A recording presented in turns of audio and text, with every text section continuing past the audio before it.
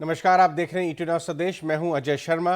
Market के महारथी में आज के मेहमान हैं सौरभ मुखर्जी, मार्सेलस इन्वेस्टमेंट के फाउंडर एंड सीईओ। सौरभ एक रेगुलर कंट्रीब्यूटर हैं ईटी नाउ नेटवर्क पे, और इस बार सौरभ हमसे बातचीत कर रहे हैं एक अच्छे खासे गैप के बाद, क्योंकि वो एक ट्रिप लेने के लिए चले गए थे अपने क्लाइंट से और फ्रेंड से मिलने के लिए। पूरी दुनिया में वो घूम के आए हैं, तो बहुत सारे ऑब्जर्वेशंस लेके आए हैं। वहाँ से बातचीत शुरू करते हैं।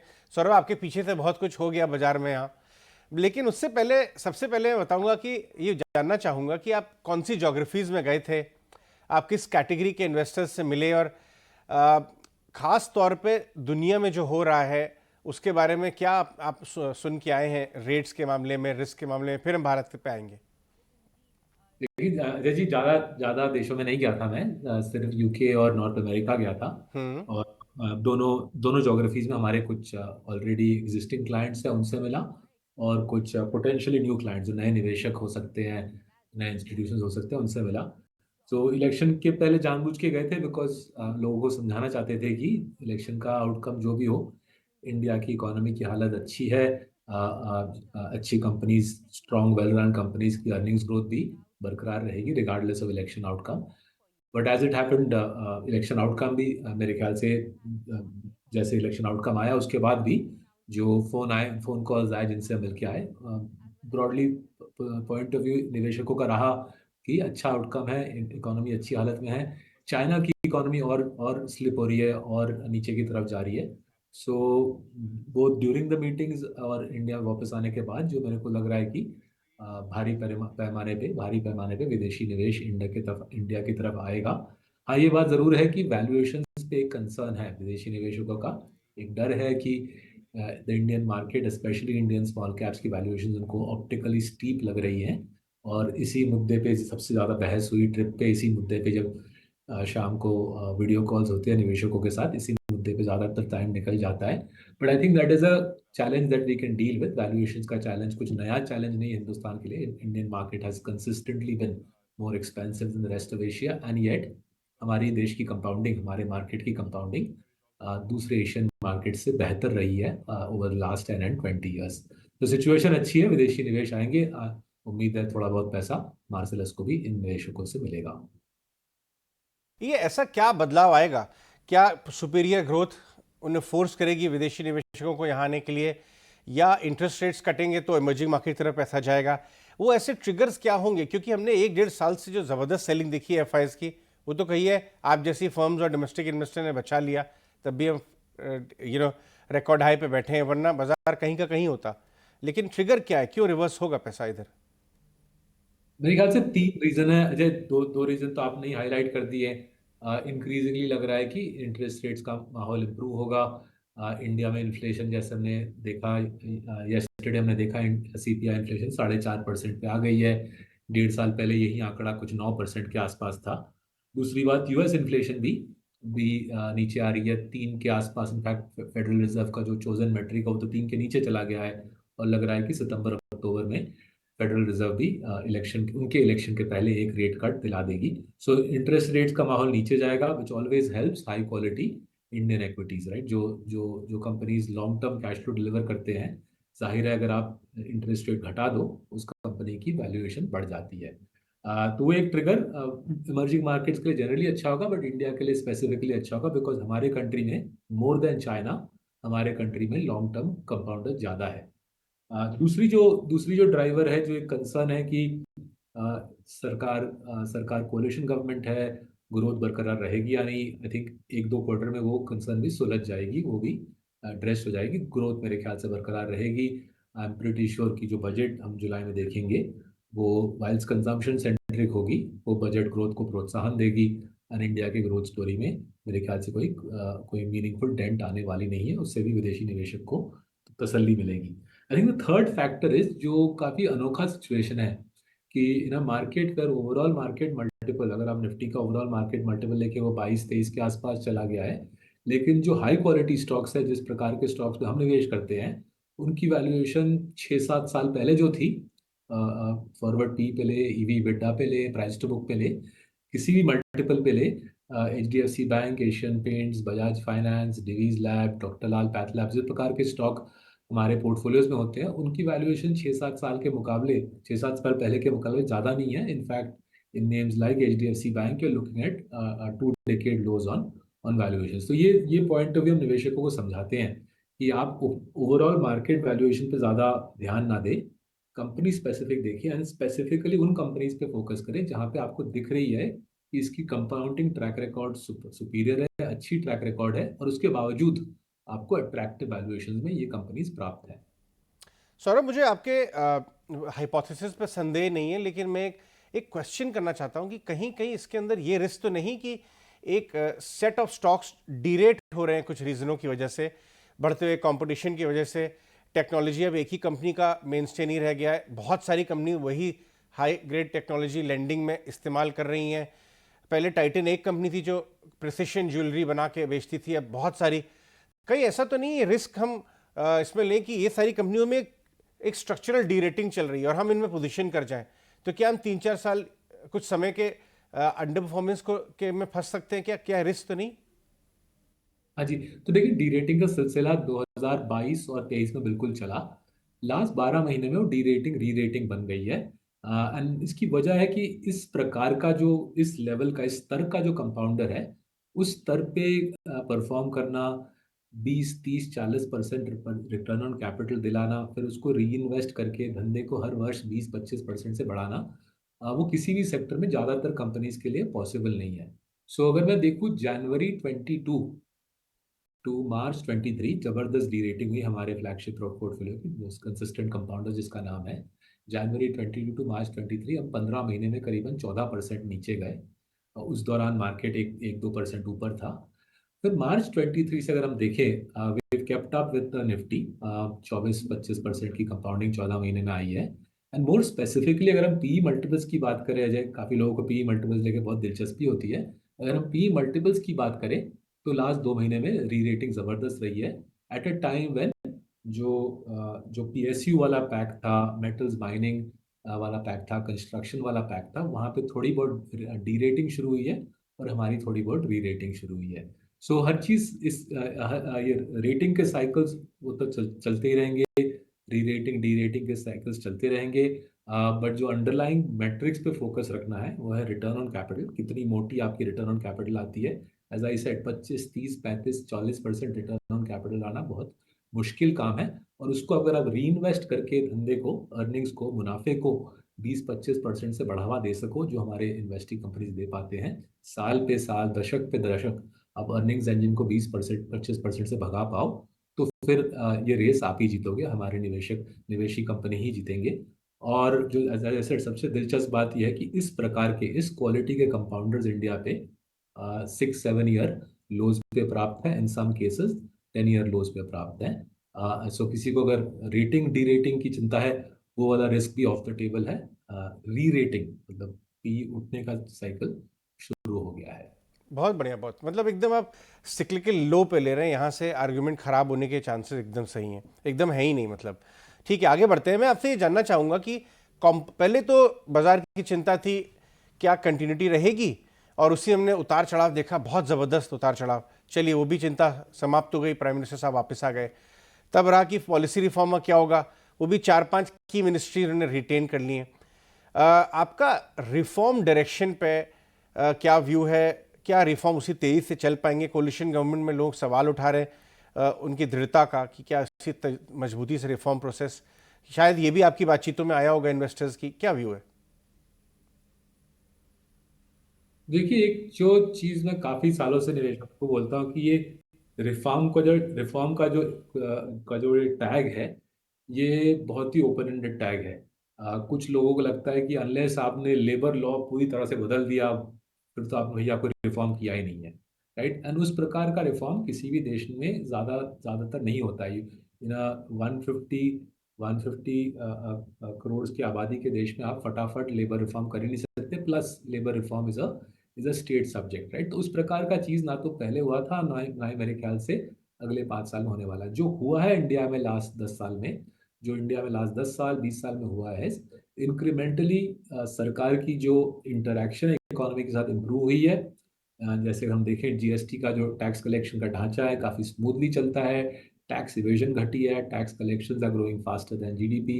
सिमिलरली जो पूरा यूपीआई का जो कॉन्स्ट्रक्ट है, डिजिटल जो कॉन्स्ट्रक्ट है, low zero cost payment infrastructure for the whole country, उससे बिजनेसेस को सुविधा प्राप्त हुई है।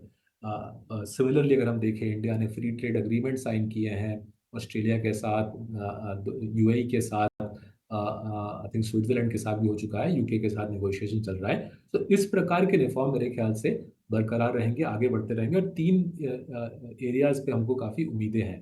पहला है, शिवराज सिंह चौहान जी आ गए हैं एग्रीकल्चर में, उन्होंने एमपी में ज़बरदस्त काम किया है एग्री रिफॉर्म में। फार्मर्स के लिए ईजियर बना दिया है मार्केट में अच्छे भाव पे माल बेचना। अगर वो उस प्रकार का चीज़ नेशनल लेवल पे कर पाए, मेरे ख्याल से एग्री सेक्टर को काफ़ी काफ़ी फायदा मिलेगा। दूसरा जो चीज़ लास्ट 2 साल में शायद थोड़ी त्रुटि रह गई थी, पीएम आवास, आयुष्मान भारत जैसे बढ़िया स्कीम्स में शायद खर्चा कुछ पैमाने पे थोड़ा कम हो गया था लास्ट 2 साल में। इंफ्रास्ट्रक्चर थोड़ा ज़्यादा खर्चा हुआ था, हेल्थ केयर, एजुकेशन, हाउसिंग पे शायद थोड़ा कम हुआ था। Basis what we have heard over the last 7 days, लग रहा है कि एनडीए सरकार अब फिर से पीएम आवास पे खर्चा बढ़ाएगी, किसानों पे खर्चा बढ़ाएगी, हेल्थ केयर पे खर्चा बढ़ाएगी। उम्मीद है एजुकेशन पे भी, एजुकेशन और स्किलिंग पे भी खर्चा बढ़ाया जाएगा। ये काफ़ी अहम है मेरे ख्याल से, consumption, jobs, bottom of the pyramid लोगों के लिए ये काफ़ी पावरफुल बूस्ट रहेगा। और फ्रॉम ऑल साइंस आर इस तरफ एक रुझान रहेगा सरकार का। और तीसरा जो एरिया है, the whole area around banking system reform, NCLT bankruptcy code तो हो गया है, काफ़ी अच्छा प्रोग्रेस आया है। जो फिर से लग रहा है कि बैंक्रप्सी का जो प्रोसेस है वो फिर से धीमा पड़ रहा है। जो क्रेडिटर्स हैं चालाकी करके बैंक्रप्सी प्रोसेस को धीरे जैम कर रहे हैं कोर्ट्स का इस्तेमाल करके। उम्मीद है कि आरबीआई, फाइनेंस मिनिस्ट्री मिलकर फिर से और एक झटका देगी इस होल बैंक्रप्सी प्रोसेस को, जिससे रिकवरीज बढ़े। बिकॉज इससे मेरे ख्याल से क्या होगा, banks will become that much more eager to finance the private sector capex cycle. Private sector capex में अच्छे साइंस आ रहे हैं। अगर ये पूरा बैंक्रप्सी कोड का इम्प्लीमेंटेशन को थोड़ा और स्मूथ कर दिया जाए, मेरे ख्याल से we will see the next layer of improvement coming through in the banking system. Right, ये आपने बहुत अच्छी बात बोली। इसमें एक और चीज़ निकल के आ रही है कि पिछले 10 सालों में, स्पेशली 3-4 सालों में सिवियर टीयर 2, टीयर 3 और रूरल साइड में दिक्कतें हुई हैं। के शेप रिकवरी की बातचीत भी तभी निकल के आई कि वैल्यू कैटेगरीज में कुछ हुआ नहीं, क्योंकि वो नीचे तबके को सर्व करती हैं जहां बहुत इकोनॉमिक स्ट्रेस था। अब आपको लगता है गवर्नमेंट जो है उस तरफ देखेगी, वहाँ पैसा भी डालेगी, हाउसिंग वगैरह वगैरह ज़्यादा होगा, कल अनाउंसमेंट्स भी आए, तो उस वैल्यू कैटेगरी के कंपनीज की तरफ देखना चाहिए? तो देखिए, आई थिंक जो आप इशारा कर रहे हो अजय, उस इशारे से मैं मंजूर हूँ, क्योंकि इलेक्शंस फिर से आ रहे हैं। आई थिंक अक्टूबर में है महाराष्ट्र, हरियाणा, झारखंड। सो काफ़ी अहम स्टेट्स हैं। एंड मेरे ख्याल से given the results of the general election, it looks like budget में, बजट के अलावा भी I think pro poor interventions होंगे, प्रो पुअर पॉलिसीज आने की प्रोबेबिलिटी बढ़ रही है। और वाइल्स्ट आई वोंट से कि जाके हर एक एफएमसीजी स्टॉक खरीद लेना है और हर एक लो इनकम स्टार्टअप पे फोकस स्टॉक खरीद लेना है। I don't think it's as easy as that. But ये ज़रूर है कि जो जिन स्टॉक्स का फोकस है, जिन स्टॉक्स का मेन एड्रेसेबल मार्केट है, द नीचे का डंडा ऑफ के, द नीचे का डंडा ऑफ के, जिन स्टॉक्स का एड्रेसेबल मार्केट प्राइमरीली के का नीचे का डंडा है, उनकी आई थिंक प्रोस्पेक्ट्स इम्प्रूव हो रही है। इसको मद्देनजर रखते हुए अगर निवेश किया जाए तो अच्छे रिजल्ट्स आने की संभावना ज़्यादा है। सो फॉर आवर पार्ट, हमने इलेक्शंस के 2 महीने पहले ये पूरा सिचुएशन को जांचते हुए, समझते हुए गोदरेज एग्रोवेट में काफ़ी बड़ा निवेश किया है। हमारे मल्टीपल फंड्स में गोदरेज एग्रोवेट लिया है। उन फंड्स में मेरा भी निवेश है, मेरे पेरेंट्स का भी है और हमारे क्लाइंट्स का भी हो गया है। हमारी उम्मीद है कि through a combination of the crop protection business, the vegetable oil business, their dairy business, their animal feed business, Godrej Agrovet will be able to drive good compounding, 20-25% compounding for us in the next couple of years. जैसे मैंने बोला, शिवराज सिंह चौहान जी का agree ministry में आना भी मेरे ख्याल से काफ़ी अहम है। Is a very experience minister, super track record है मध्य प्रदेश में इस क्षेत्र में काम करने का। ये ब्रॉडर स्पेस जहाँ पे के का जो लोअर वाला डंडा है उसको थोड़ा प्रोत्साहन मिले, आई थिंक वो स्पेस आगे बढ़ने की, उसमें स्पेस में एक जंप आने की उम्मीदें काफ़ी हाई है। सौरभ, एक कुछ यूनिक कंपनीज बन रही है इंडिया में। वो एक तरह से जैसे बर्कशायर हैथवे कंपनी है, एक इन्वेस्टमेंट कंपनी, और नीचे बहुत सारे ऑपरेटिंग बिजनेसेस हैं। कुछ लोग कह रहे हैं ट्यूब इन्वेस्टमेंट उस डायरेक्शन में जा रही है। हमने हाल ही में देखा उन्होंने मोबिलिटी में पैसा रेज किया, और उनके जो रिलायंस साहब हैं, बहुत ही शानदार मैनेजमेंट। वो बहुत फ्यूचरिस्टिक टाइप के मैनेजमेंट हैं, और वो 8-10 साल के बड़े प्लान्स बना रहे हैं। आपका ट्यूब में व्यू है, ये कैसी बन सकती है कंपनी? ये क्या एक यूनिक कंपनी बन रही है इंडिया में? इसके बारे में कुछ बताएं। हाँ जी, आई थिंक ट्यूब पे जब अभी आता हूँ, बट आई थिंक जो आपने जो उससे भी दिलचस्प मुद्दा जो छेड़ा है अजय, जो बार्कशायर हैथवे का जो टेम्पलेट है, आई थिंक वो दूसरे जागरूक प्रमोटर भी फॉलो कर रहे हैं। So if you ask me, Godrej Agrovet अगर मैं केस लूँ, गोदरेज एग्रोवेट के नीचे की 75% ऑन सब्सिडरी ऑलरेडी लिस्टेड है एजटेक लाइफ साइंसेस। एंड मेरी जो उम्मीद है कि आने वाले वर्षों में Godrej Agrovet becomes a holding company much like Berkshire Hathaway, and they already have one listed subsidiary Aztec Life Sciences। मेरी उम्मीद है कि आगे जाते हुए वर्षों में और भी अगर इस प्रकार के वो सब्सिडरीज बनाए, because they have highly profitable cash generative businesses, and rather than keeping them inside one conglomerate, अगर हर एक को एक मार्केट में लिस्टिंग दी जाए तो सबका भला होगा। उस स्टॉक को भी, उस कंपनी के मैनेजमेंट, उस सब्सिडरी के मैनेजमेंट को भी एक्सपोजर मिलेगा,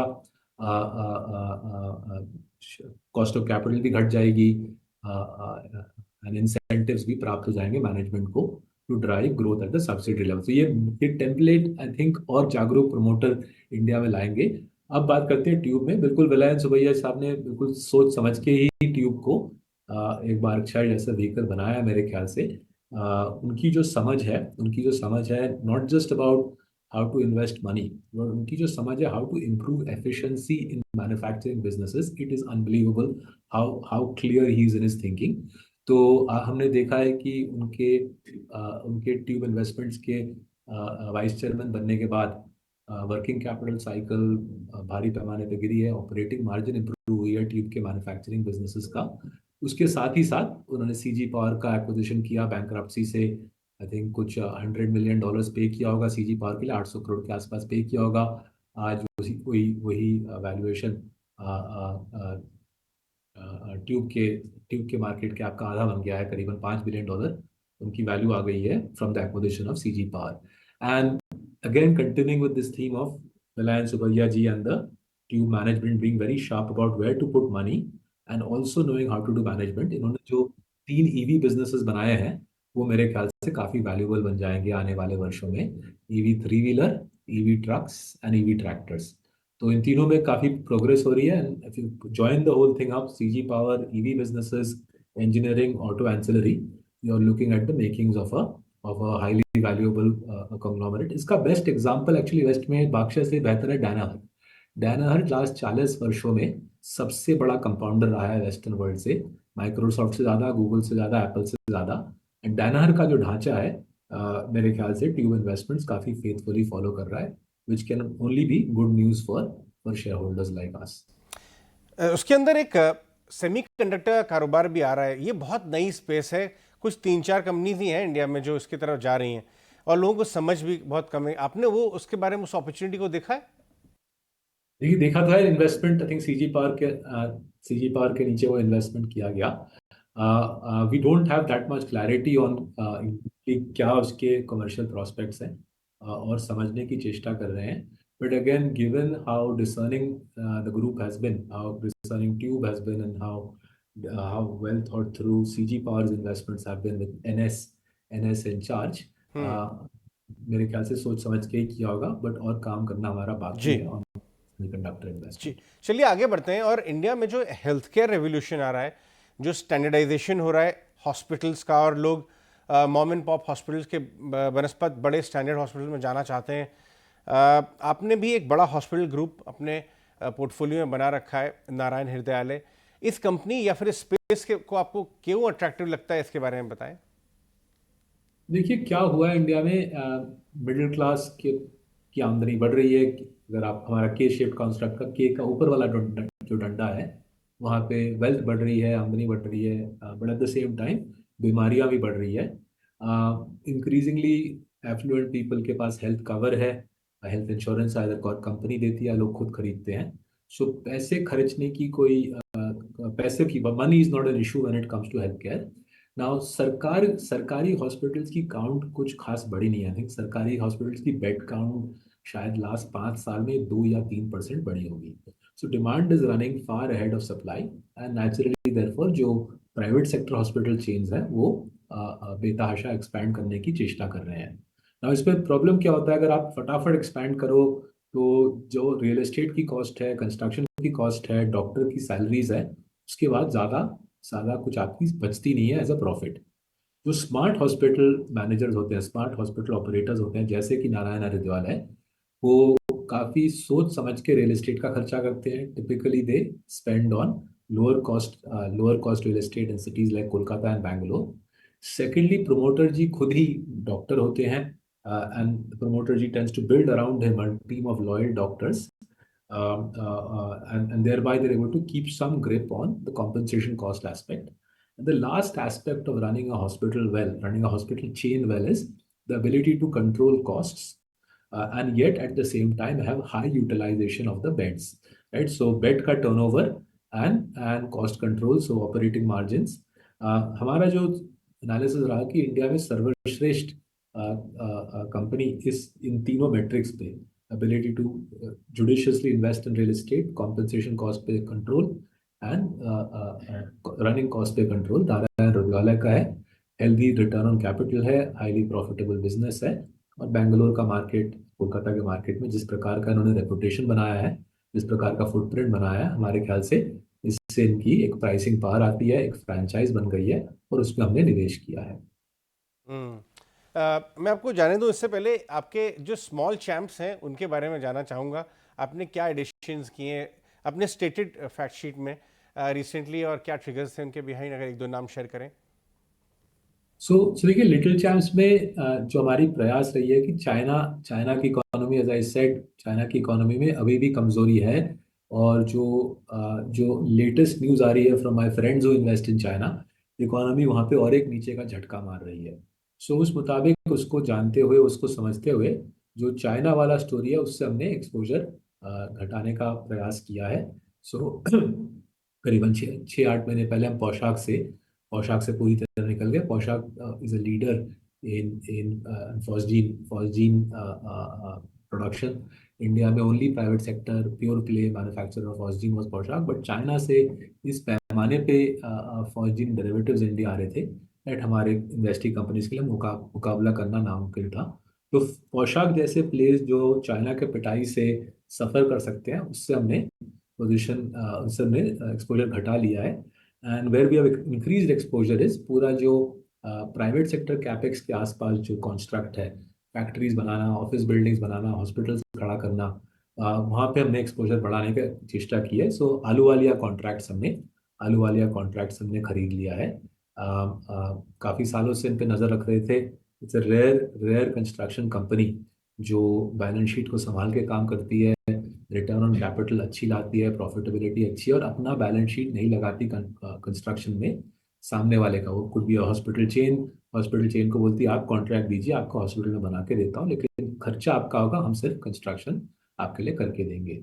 सो आलू वालिया contracts are attempt to both play the private sector capex cycle, जो हमारे ख्याल से आगे बढ़ रहा है, and also at the same time pull away from the aftermath of China का जो अनवाइंडिंग हो रहा है। इसी के सिमिलर वेन पे हमने इंडिया के डेमोग्राफिक कॉन्स्ट्रक्ट को मद्देनजर रखते हुए सरकार का जो नल से जल प्रोग्राम है, तो हमारे ख्याल से वो उसको और प्रोत्साहन मिलेगा। हमने यूरेका फॉर्ब्स में निवेश किया है करीबन 2 महीने पहले। यूरेका फॉर्ब्स एक्वागार्ड ब्रांड का मालिक है। एक्वागार्ड से जो जेरोक्स फोटोकॉपिंग के लिए है, एक्वागार्ड पीने के पानी के लिए है। जैसे जैसे नल से जल को और प्रोत्साहन मिलता है, जल जीवन मिशन को और प्रोत्साहन मिलता है, हमारे ख्याल से और घरों में वाटर फिल्टर लगेगा। This is the leading brand in that space.